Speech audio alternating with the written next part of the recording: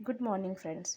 Today we are going to talk about Indian Contract Act 1872. In law, in every exam like judiciary, APP, APO, almost in every examination that is based on the Indian Contract Act is important. So, first of all, I would like to tell that in Indian Contract Act 1872, there have two portions. First, general portion and second, specific portion.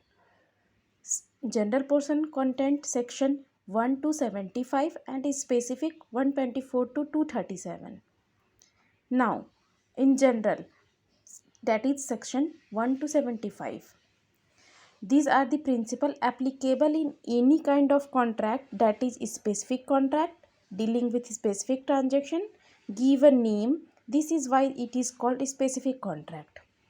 So as मैंने आपको ये बताया कि general और specific two types के contract हैं जो हमारे इंडियन कॉन्ट्रैक्ट एक्ट में अलग अलग सेक्शंस में डिफाइंड है।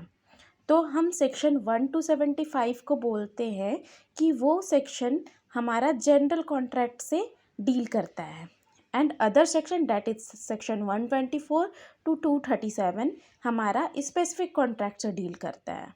तो सेक्शन 1 to 75 क्या कहता है कि there are principle applicable in any kind of contract.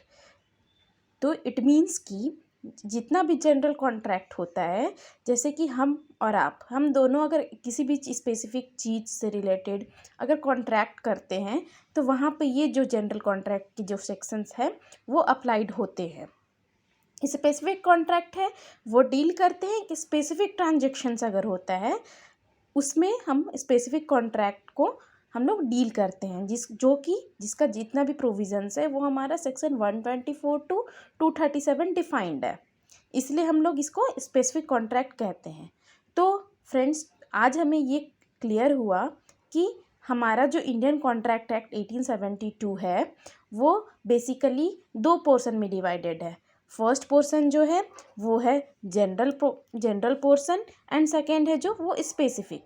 General में सेक्शन 1 to 75 आते हैं और स्पेसिफिक में 124 to 237 आते हैं।